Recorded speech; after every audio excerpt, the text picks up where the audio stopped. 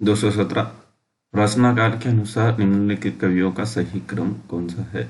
तो व्याख्या देखिए, रचनाकाल के अनुसार निम्नलिखित कवियों का सही क्रम अनुक्रम है। कुतुबन 1566 से 1689, उस्मान, कासिम शाह तथा नूर मोहम्मद। रचनाकाल की दृष्टि से निम्नलिखित कवियों का सही क्रम दोहा को श्रावकाचार्य, देवसेन, संदेश रासक और कीर्तिलता। दोहा को श्रावकाचार्य 933, जैनाचार्य देवसेन, संदेश रासक अब्दुल रहमान, कीर्तिलता 1323, विद्यापति। दोहा को सराहा का संपादन डॉक्टर प्रबोध चंद्र बागची ने किया। 219 रचनाकाल के अनुसार निम्नलिखित कृतियों का सही क्रम। तो ये ललित ललाम, भवानी भाव विलास, श्रृंगार निर्णय, जगत विनोद। ललित ललाम 1664, मदिराम, भावविलास 1689, देव, श्रृंगार निर्णय 1750, भिखारी दास, जगत विनोद पद्माकर भट्ट। महाकवि देव का मूल नाम देवदत्त है। देव आचार्य और कवि दोनों रूपों में प्रसिद्ध है।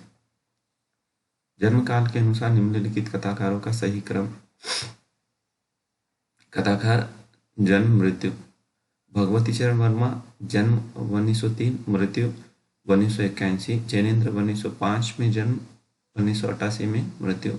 हजारी प्रसाद द्विवेदी 1907 में जन्म, 1979 में मृत्यु। अमृतलाल नागर 1916 में जन्म, 1990 में मृत्यु।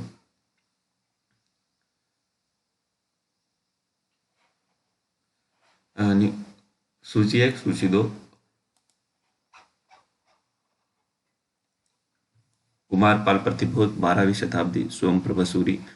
प्रबंध चिंतामणि 14वीं शताब्दी, मेरुतुंग। कुमारपाल चरित हेमचंद्र। हमीर रासो 1357, शारंगधर। परमाल रासो आलाखंड 1230, जगनिक। निम्नलिखित रचनाओं को उनके रचनाकारों के साथ सुमेलित कीजिए। राठौड़ दयाल दास राठौड़ारी ख्यात। गोरखनाथ वैराट पुराण। पुष्यदंत उत्तर पुराण। जिनदत्त सूरी उपदेश रसायन रास 1114। शारंगधर पद्धति। सिद्धों की साधना में शून्य का पूरक तत्व। डी ज्ञान। हिंदी साहित्य के आदिकालीन सिद्ध साधना योगियों की काव्य रचनाओं में उल्लेखित शून्य का पूरक तत्व ज्ञान था। वज्रयानियों के अनुसार पानी में नमक मिलने की तरह साधक शून्य में मिलन होकर मुख्यतः महासुख की दशा को प्राप्त करता है। निम्नलिखित में से कौन सा व्याकरण ग्रंथ के रूप में प्रतिष्ठित है? उक्ति व्यक्ति प्रकरण अत्यंत महत्वपूर्ण व्याकरण ग्रंथ है जो पंडित दामोदर शर्मा द्वारा लिखित है। 225 किस ग्रंथ में कलचुरी राजवंश के किस सामंत की 7 नायिकाओं का नक्षिक वर्णन किया है? कुवलय माला कथा। व्याख्या। कुवलय माला कथा में कलचुरी वंश के किसी 7 सामंत के 7 नायिकाओं का नक्षिक वर्णन किया गया है। कालक्रम अनुसार संगति क्रम होगा। कुवलय माला 8वीं शताब्दी, राउलवेल 10 से 11वीं शताब्दी, उक्ति व्यक्ति पर्ण 12वीं शताब्दी, कीर्तिलता 13वीं शताब्दी। कालक्रम की दृष्टि से इनमें से सबसे पुराने कवि डी विद्यापति। कालक्रम की दृष्टि से इनमें से पुराने कवि कौन है? तो विद्यापति 1350 से 1450, सूरदास 1478 से 1583, तुलसीदास 1532 से 1623, बिहारी 1595 से 1663। खड़ी बोली सबसे पहले काव्य सृजन करने वाले कवि है अमीर खुसरो। उत्तर प्रदेश के एटा जिले के पटियाला गांव में जन्मे अमीर खुसरो ने सर्वप्रथम खड़ी बोली का प्रयोग काव्य भाषा के रूप में किया। इसी कारण अमीर खुसरो को खड़ी बोली का पहला हिंदी कवि माना जाता है। निम्नलिखित में से कौन सा नाम नाथपंथी साधकों में शामिल है? तो वह है सी कणप्पा। नहीं है, शामिल नहीं है कणप्पा। नाथ संप्रदाय के प्रवर्तक मत्स्येंद्रनाथ एवं गोरखनाथ थे। शिव के उपासक नाथ योगियों की संख्या 9 थी, जिसमें गोरखनाथ, मत्स्येंद्रनाथ, जलंधरनाथ, चौरंगीनाथ, गोपीचंद्र, भरथरी, चुनकरनाथ तथा जलंधरीपा आदि ने नाथ साहित्य का विकास किया। कणप्पा आदिकालीन सिद्ध कवि है। सिद्धों की संख्या 84 मानी जाती है। गोरखवाणी नामक पुस्तक के संपादक पीताम्बरदास बड़तवाल सी।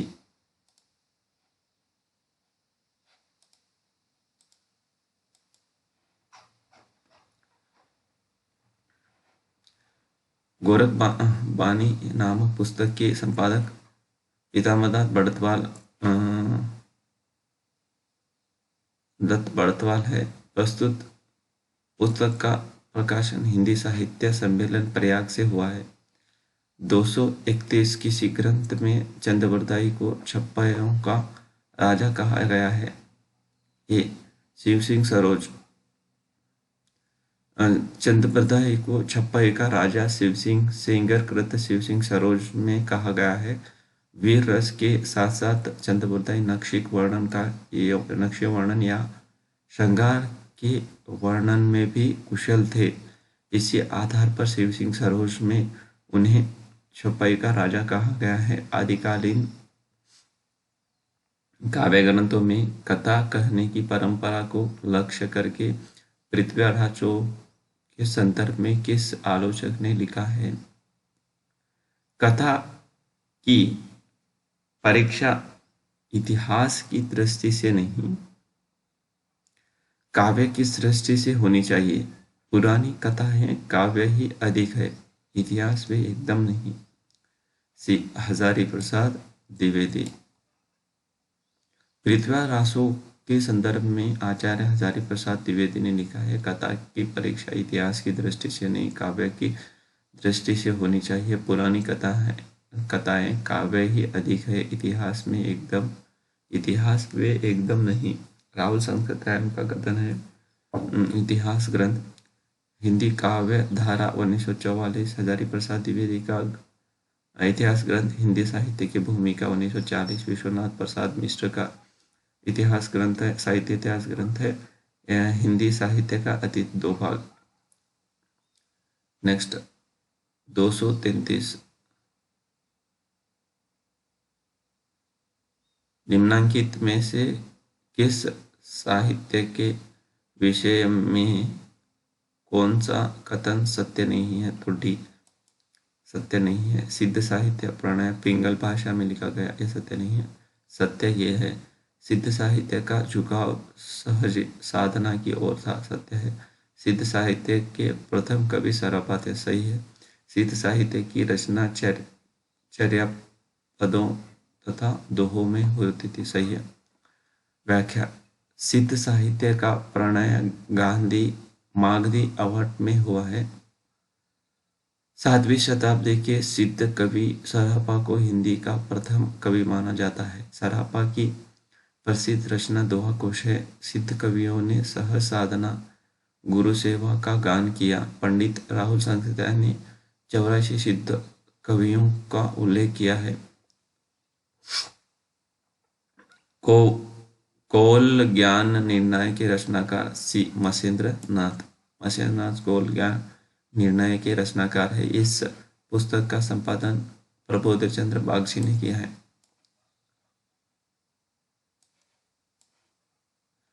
निम्नलिखित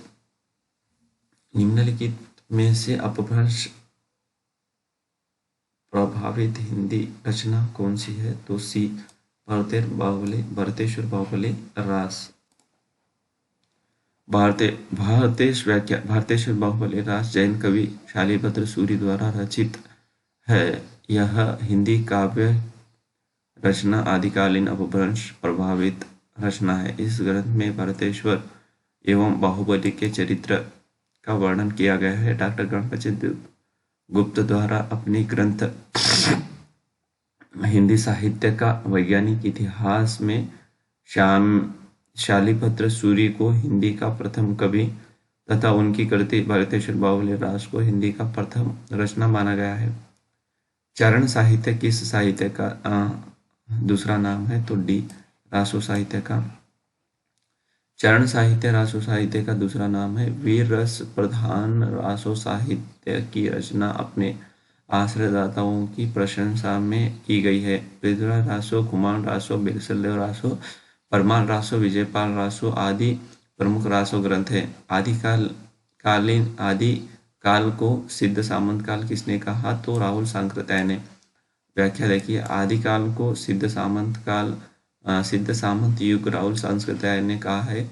आचार्य रामचंद्र शुक्ल ने इसे वीरगाथा काल कहा तथा रामकुमार वर्मा द्वारा अधिक संधि काल तथा चरण काल नाम दिया गया है। ग्रेसन आदिकाल को चरण काल नाम देते हैं। आदिकालीन हिंदी काव्यधारा में उपलब्ध नहीं है। सिख साहित्य। व्याख्या, सिख साहित्य आदिकालीन हिंदी साहित्य काव्यधारा में उपलब्ध नहीं है। आदिकालीन हिंदी काव्यधारा में सिद्ध साहित्य, जैन साहित्य और नाहिद साहित्य उपलब्ध है। सिख साहित्य भक्तिकालीन काव्यधारा के संत काव्य परंपरा के अंतर्गत आता है। संत काव्य धारा में अनेक सिख गुरु की रचनाएं उपलब्ध है।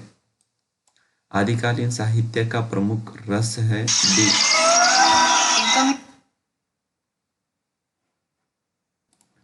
आदिकालीन साहित्य का प्रमुख रस डी, वीर रस। युद्ध ज्यादा करने के कारण वीर रस में सब कुछ लिखा करते थे। हिंदी साहित्य के आदिकालीन साहित्य का प्रमुख रस वीर रस है। आदिकालीन रसों काव्य ग्रंथों की वीर रसात्मक रचना प्रवृत्ति के आधार पर आचार्य रामचंद्र शुक्ल ने आदिकाल को वीर गाथा काल की संज्ञा दी है। वीर रस के अंतर्गत अतिरिक्त आदिकालीन रचनाओं में श्रृंगार रस का वर्णन भी मिलता है। अपभ्रंश का वाल्मीकि किसे कहते हैं? तो डी, स्वयंभू को अपभ्रंश का वाल्मीकि कहते हैं। अपभ्रंश में बहुत बढ़िया रचनाएं की करने के कारण। व्याख्या, जैन कवि स्वयंभू को अपभ्रंश का वाल्मीकि कहा जाता है। 18वीं सदी के आदिकालीन कवि स्वयंभू पहुमचर्यु, पद्मचर्यु, रिट्टनेमचर्यु, अरिष्टनेमिचरित, हरिवंश पुराण तथा स्वयंभू छंद नामक ग्रंथों की रचना की। पहुमचर्यु में राम की कथा है तथा अष्टनेमिचर्यु में हरिवंश पुराण में कृष्ण की कथा है। अपभ्रंश के वाल्मीकि स्वयंभू ने अपनी रामायण पहुमचर्यु में केवल 5 कांड रखे। उनका नाम वाल्मीकि रामायण से मिलता है। उन्होंने बालकांड का नाम विद्याधर कांड रखा तथा अरण्य कांड का केशकेता कांड को नहीं रखा। 10वीं सदी के अंतर्गत अन्य जैन कवि पुष्यदंत को अपभ्रंश का भगवती कहा जाता है। एक अन्य जैन कवि धनपाल ने भविष्यत कथा नामक प्रसिद्ध कृति की रचना की है। किस विद्वान ने हिंदी साहित्य के आरंभिक काल को वीरगाथा काल नाम दिया?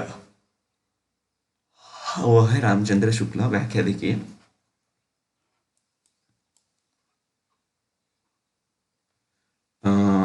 काव्यगत प्रवृत्तियों के आधार पर हिंदी साहित्य के इतिहास काल विभाजन करने वाले प्रथम लेखक आचार्य रामचंद्र शुक्ल ने वीर रस की प्रधानता वाले रसों साहित्य के आधार पर हिंदी साहित्य के आरंभिक काल को वीरगाथा काल की संज्ञा दी है, जबकि राहुल सांकृत्याय ने इसे सिद्ध सामंत काल कहा है तथा डॉक्टर रामकुमार वर्मा ने इस काल को चारण काल कहा है।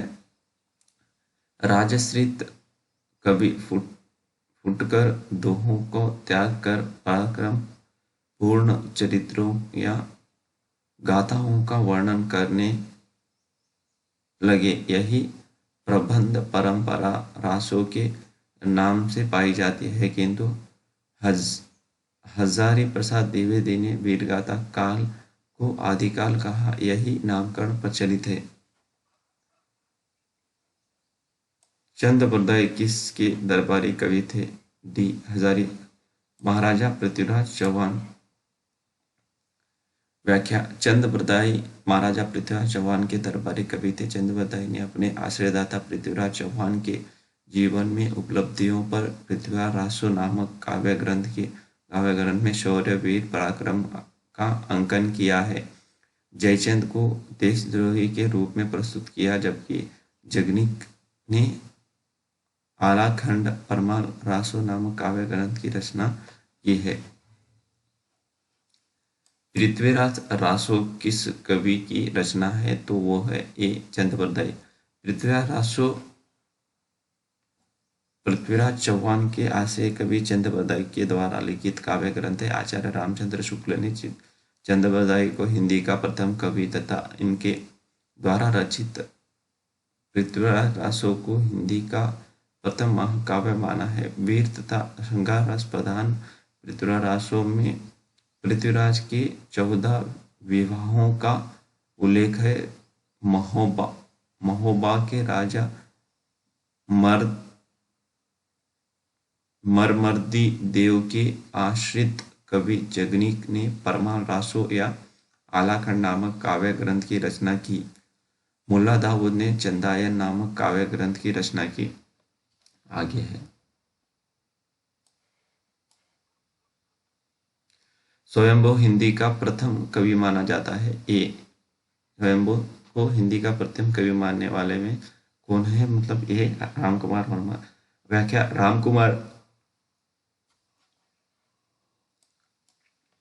स्वयंभू को डॉक्टर रामकुमार वर्मा ने हिंदी का प्रथम कवि माना है। डॉक्टर वर्मा ने स्वयंभू को अपभ्रंश का प्रथम कवि माना है, जबकि डॉक्टर गणपति चंद्र गुप्त ने अपने हिंदी साहित्य वैज्ञानिक इतिहास में शालिभद्र सूरी को हिंदी का प्रथम कवि स्वीकार किया है।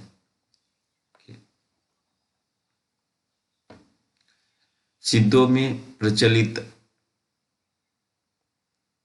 महामुद्रा शब्द का अभिप्राय है। सी सिद्ध प्राप्त हेतु स्त्री संसर्ग। सिद्धों में प्रचलित महामुद्रा शब्द का अभिप्राय। सी सिद्ध प्राप्त हेतु स्त्री संसर्ग।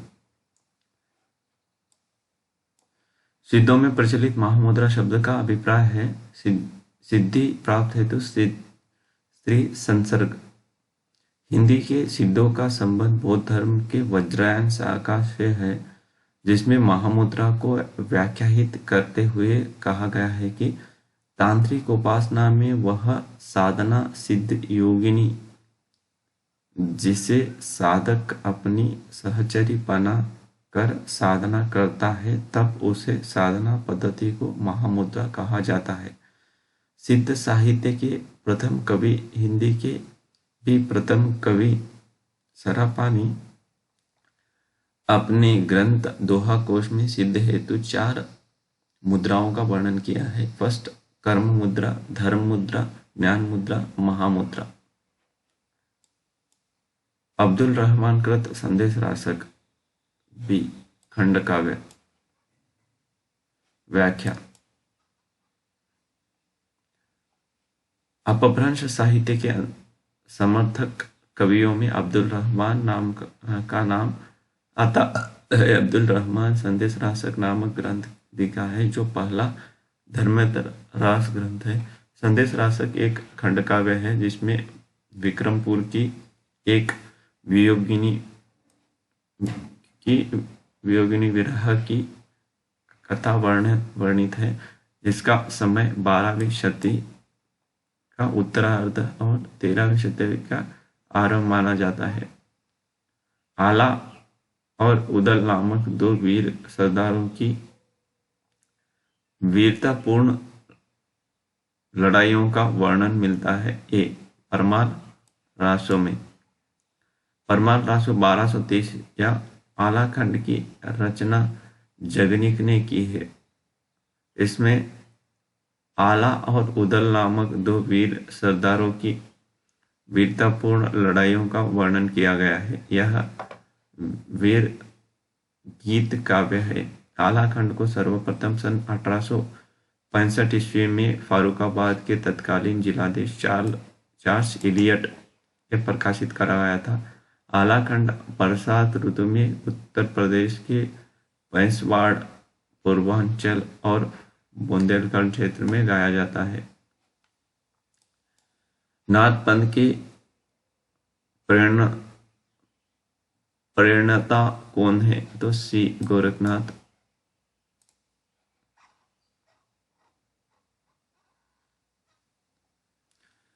नाथ पंथ के प्रेरणता गोरखनाथ थे। मच्छेंद्रनाथ का नाथ मत्स्येंद्रनाथ था। गुरु गोरखनाथ नाथ साहित्य के आरंभकर्ता थे, जो कि मच्छेंद्रनाथ के शिष्य थे। गुरु आदिनाथ को नाथ साहित्य में स्वयं शिव माना जाता है। निम्नलिखित पंक्तियां किस कवि की है? तो ये विद्यापति।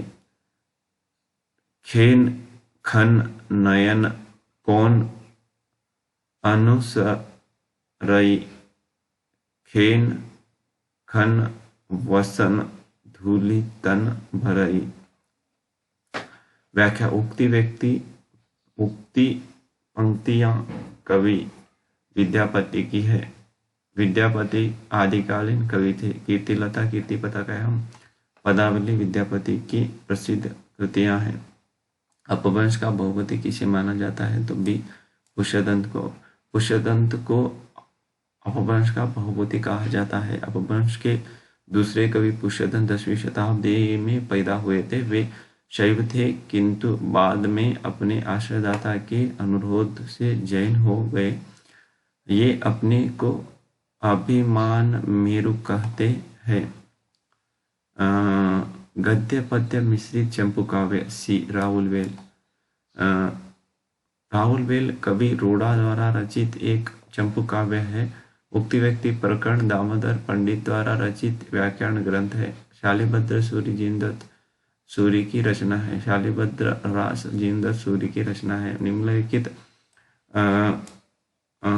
में कौन सा आदिकाल का नहीं है? तो बी, गद्य काल आदिकाल का नहीं। वीरगाथा काल, चरण काल, सिद्ध सामंत काल आदिकाल के नामकरण है। व्याख्या। गद्य काल को आधुनिक काल के नाम से भी जाना जाता है। इसका समय 1843 से आरंभ होता है तथा अब तक चला आ रहा है। आदिकाल का नामकरण। चरण काल जॉर्ज ग्रियर्सन। आरंभिक काल मिश्र बंधु। द्विजोपन काल मिश्र बंधु। आरंभिक काल मिश्र बंधु। चरण काल जॉर्ज ग्रियर्सन। बीजोपन काल आचार्य महाप्रसाद द्विवेदी। वीरगाथा काल आचार्य रामचंद्र शुक्ल। सिद्ध सामंत काल पंडित राव सत्सतायन। वीर काल आचार्य विश्वनाथ प्रसाद मिश्रा। संधि काल एवं चरण काल डॉक्टर रामकुमार वर्मा। आदिकाल हजारी प्रसाद द्विवेदी। आधार काल सुमन राजे। इनमें से कौन सा कवि आदिकाल का नहीं है? तो सी, नाभादास काल का है। व्याख्या। नाभादास आदिकाल के कवि नहीं है। नाभादास भक्ति काल के सगुण काव्यधारा राम भक्ति शाखा के कवि है तथा नाभादास गोस्वामी तुलसीदास के समकालीन कवि थे। चंद्रपदाई, जगनिक, दलपति विजय आदि तीनों आदिकालीन कवि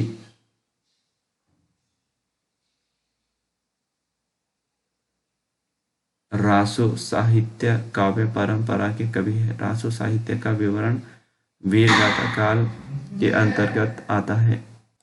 व्याख्या। नाभादास आदिकाल के कवि नहीं है। नाभादास भक्ति काल के सगुण काव्यधारा राम भक्ति शाखा के कवि है तथा नाभादास गोस्वामी तुलसीदास के समकालीन थे। चंद्रबरदाई, जगनी, दलपति विजय आदि तीनों आदिकालीन के रासो साहित्य काव्य परंपरा के कवि है। रासो साहित्य का विवरण वीरगाथा काल के अंतर्गत आता है। इनमें से कौन सी रचना आदिकाल की नहीं है? तो बी, बीजक। विद्यापति विद्यापति पदावली रचना। सूरदास भक्तिकाल सूरसागर। बीजक भक्तिकाल कबीरदास। भ्रमरगीत भक्तिकाल सूरदास। बिसलदेव रासों के रचयिता कौन है? तो बी, नरपति नाल। बिसलदेव रासों के रचयिता नरपति नाल है। अन्य रचना व रचनाकार इस प्रकार है।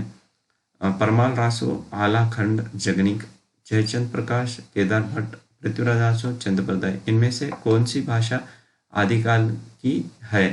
तो सी, डिंगल पिंगल।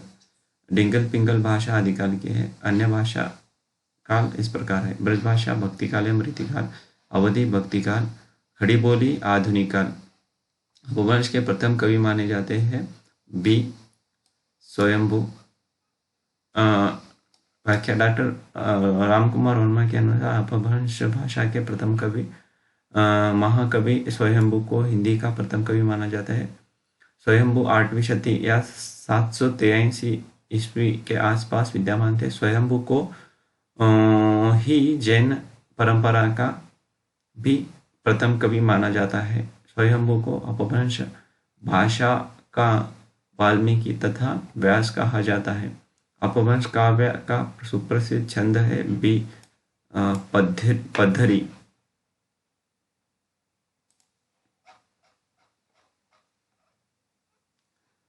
अपभ्रंश काव्य का सुप्रसिद्ध छंद है पदरी। पदरी 16 मात्रा का मात्रिक छंद है। इस छंद के नाम पर इस पद्धरी पर लिखे जाने वाले काव्य को पद्धरिया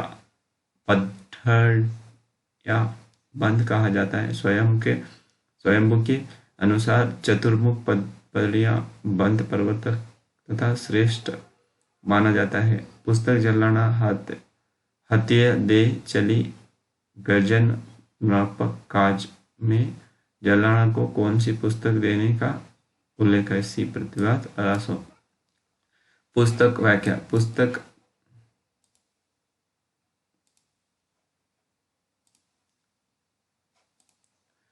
पुस्तक जलाना हाथ दे चले गजन नरपकाज में जलाना ने पृथ्वीराज रासो पुस्तक देने का उल्लेख है। पृथ्वीराज रासो के रचयिता चंद्रप्रदाय इस पुस्तक को अपने समय में पूरा नहीं कर पाए थे, जिससे वे अपने पुत्र जलाना को सौंप दिया। जलाना ने पृथ्वीराज रासो का अधूरे भाग लिखकर पूर्ण किया। राजमती के रूठकर बिसलदेव कहाँ गया? बी, उड़ीसा। बिसलदेव रासो में रचयिता नरपति नाल है। यह ग्रंथ 4 खंडों में विभक्त। खंड 2 यह वर्णित है कि राजमती को छोड़कर बिसलदेव उड़ीसा गया। वहां पर वह वर्ष तक रहे। सन 927 कथा आरंभ बैन कवि कहा। 927 का ईस्वी का सन क्या होगा? टी, 1520। व्याख्या। जायसी का सबसे प्रसिद्ध ग्रंथ पद्मावत जिसका निर्माण काल कवि ने इस प्रकार किया है। सन 927 कथा आरंभ वैन कवि कहा, जिसका अर्थ होता है कि पद्मावत की कथा आरंभ वैन कही 927 हिजरी सन 1520 के लगभग में कहे थे। जायसी के अन्य ग्रंथ है अकरावट और आखिरी कलाम। अगला है 262 क्वेश्चन, इनमें से किस ग्रंथ में लिखा है कि अग्नि परीक्षा के बाद सीता जैन धर्म में दीक्षित हो जाती है? तो डी पौमचर्यु। पौमचर्यु ग्रंथ में लिखा है कि अग्नि परीक्षा के बाद सीता जैन धर्म में दीक्षित हो जाती है। पौमचर्यु के रचनाकार स्वयंभू है। हिंदी साहित्य के 700 से 1400 ईस्वी के कालखंड को ग्रेसन ने क्या नाम दिया? तो सी चरण काल। व्याख्या, हिंदी साहित्य के 700 से 1400 ईस्वी के कालखंड को ग्रेसन ने चरण काल नाम दिया। ग्रेसन ने सर्वप्रथम हिंदी साहित्य के आरंभिक काल को चरण काल से अभिहित किया, जबकि रामकुमार वर्मा ने इसे संधिकाल, मिश्र बंधुओं ने आरंभिक काल तथा डॉक्टर बच्चन सिंह ने अपभ्रंश काल नाम दिया। निम्नलिखित में से कौन 84 सिद्धों में नहीं है? तो सी शारंगधर। व्याख्या, शारंगधर 84 सिद्धों में नहीं, यह अपभ्रंश भाषा के कवि है। इनके द्वारा रचित ग्रंथ हमीर रासो, जबकि विरूपा, कणप्पा, कुरिकुरिप्पा, सहरप्पा, मीनप्पा, शबरप्पा, लुइप्पा आदि 84 सिद्धों में है। 65 आला और उदल के चरित्र को वीरगाथात्मक काव्य के रूप में रचने वाले कवि सी जगनीक। व्याख्या, कवि जगनीक ने परमाल रासो नामक कृति रचना की है, जो आला और उदल के रचित चरित्र को वीर गीतात्मक काव्य के रूप रची गई है। उत्तर प्रदेश में आलाखंड के नाम से प्रसिद्ध रासो लोक गेय काव्य है। 1865 ईस्वी में चार्ल्स इलियट ने इस ग्रंथ को प्रकाश आलाखंड शीर्षक नाम से कराया था। यह मौलिक परंपरा पर आधारित है। इसी प्रति के आधार पर श्याम सुंदर दास ने इसका पाठ निर्धारण किया। पंच पांडव चरित रास के रचयिता है ए शालिभद्र सूरी। पंच पांडव चरित्र के रचयिता शालिभद्र सूरी है। इसकी रचना 1350 ईस्वी में हुई। यह हिंदी का प्रथम ऐतिहासिक रास ग्रंथ है। डॉक्टर गणपति चंद्र गुप्त ने शालिभद्र सूरी को हिंदी का प्रथम कवि माना है। इनके द्वारा रचित अन्य ग्रंथ भरतेश्वर बाहुली रास है। स्वयंभू की कृति का नाम डी पौमचर्यु। देखिए, पौमचर्यु स्वयंभू, पहाड़दवा, मुनिरा सिंह महापुराण, 63 महापुराणों का पुष्यदंत, पद्म पुराण, महर्षि वेदव्यास। भविष्यत कहा किस रचना है? तो सी धर्मपाल। व्याख्या, अपभ्रंश के तीसरे प्रमुख कवि धर्मपाल ने 10वीं शती में भविष्यत कहा की रचना की, जबकि राम सिंह ने पहाड़ दोहा तथा देवसेन ने श्रावकाचार्य तथा पुष्यदत्त ने महापुराण नामक ग्रंथ की रचना की।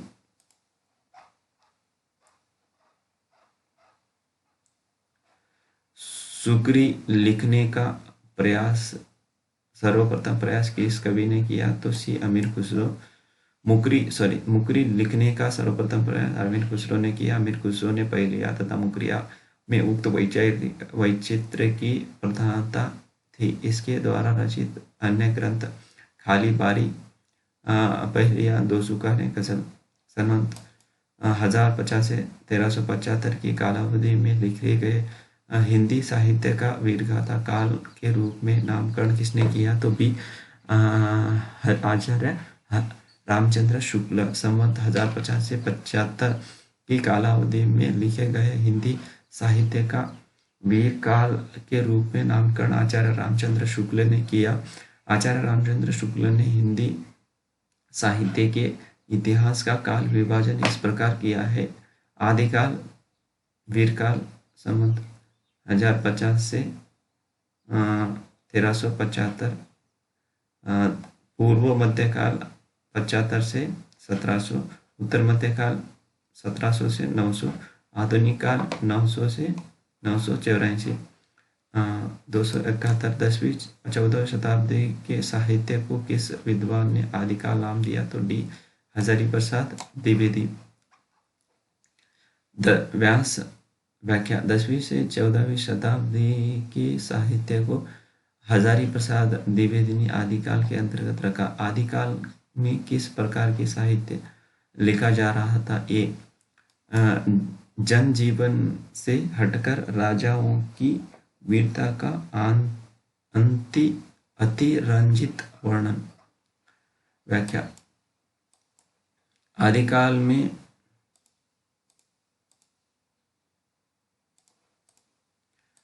जनजीवन से हटकर राजाओं के वीरता का अतिरंजित वर्णन साहित्य लिखा जा रहा था। आदिकाल के कवि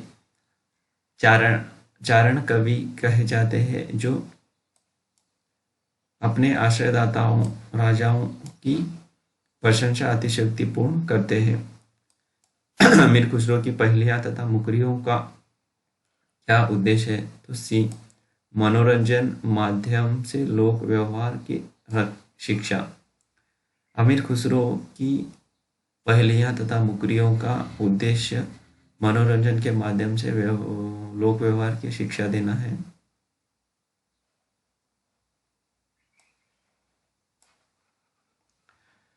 नेक्स्ट है वीर गाथाकालीन रासो काव्य में निम्नलिखित में से किस विषय का वर्णन है?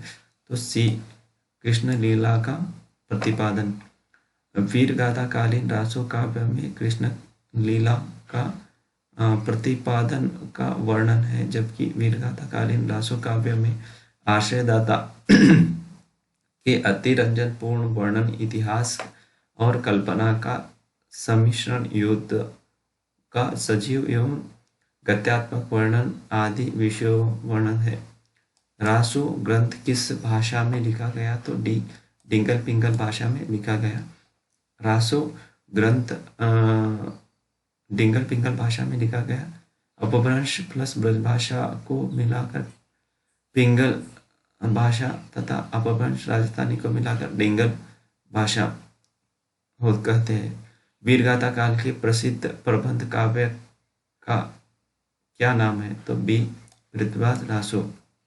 वीरगाथा काल के प्रसिद्ध प्रबंध काव्य पृथ्वीराज रासो है, जिसे आचार्य रामचंद्र शुक्ल ने हिंदी का प्रथम महाकाव्य तथा इसके रचयिता चंद्रवताई को हिंदी का प्रथम महाकवि कहा है। जायसीकृत पद्मावत तथा तुलसीकृत रामचरितमानस नामक महाकाव्य भक्ति काल की प्रमुख काव्य ग्रंथ है, जबकि जयशंकर प्रसाद कृत कामायनी छायावाद की प्रमुख महाकाव्य है। विद्यापति के पद किस भाषा में है? तो बी मैथिली। विद्यापति के पद मैथिली भाषा में रचित है।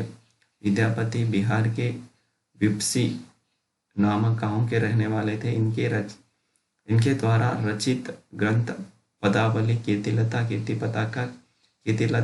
तथा कीर्ति पताका की भाषा अवगत है। कौन सी रचना स्वयंभू कवि की नहीं है? तो डी महापुराण। क्या महापुराण स्वयंभू कवि की नहीं है? यह रचना जैन कवि पुष्यतंत्र की है, जबकि भौमचरिवु रिटनेमचरिवु स्वयंभूषण नामक रचना है, स्वयंभू की नहीं है, स्वयंभू की है। स्वयंभू का जन्म 783 ईस्वी में कर्नाटक में हुआ था। वे जैन परंपरा के प्रथम कवि एवं अपभ्रंश साहित्य के वाल्मीकि तथा व्यास माने जाते हैं। इनकी पौमचरित रचना अपूर्ण मानी जाती है, जिसको इनके पुत्र त्रिभुवन ने पूरा किया। इस कृति में राम के चरित्र का विस्तार से वर्णन किया गया है। इस कृति में राम के चरित्र का विस्तार से वर्णन किया गया है।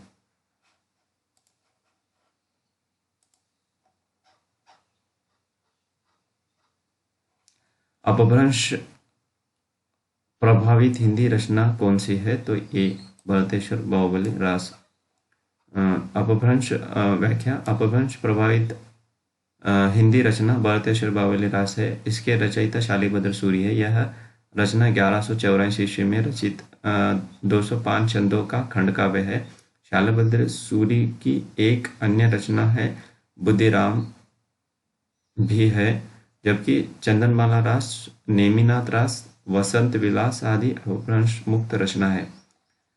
280 11वीं शताब्दी में रचित लोकभाषा काव्य है डी ढोला मारूरा दोहा। व्याख्या: ढोला मारूरा दोहा 11वीं शताब्दी में रचित लोक भाषा काव्य है। यह मूल दोहों में रचित है। इस ग्रंथ के कुछ कछुवाह वंश के राजा नल का पुत्र ढोला व मारवाड़ी राजकुमारी की प्रेम कहानी का वर्णन है, जबकि राउलवेल में 10वीं शताब्दी तथा जयमेघ जसचंद्रिका में 12वीं शताब्दी तथा उक्ति व्यक्ति प्रकरण में 12वीं शताब्दी का वर्णन किया गया है। गोरखनाथ के गुरु का नाम था मत्स्येंद्रनाथ। गोरखनाथ के गुरु का नाम मत्स्येंद्रनाथ था। इनका वास्तविक नाम विष्णु शर्मा व पूरा नाम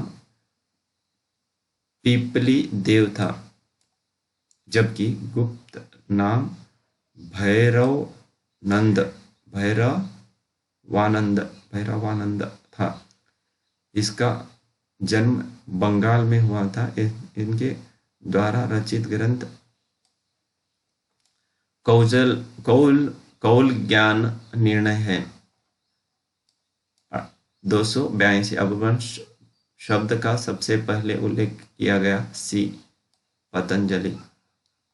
व्याख्या: अपभ्रंश शब्द का सबसे पहले उल्लेख महाभाष्यकार पतंजलि ने किया, जिससे पता चलता है कि संस्कृत या साधु शब्द में लोक प्रचलित विविध रूप अपभ्रंश या अपशब्द कहलाते हैं।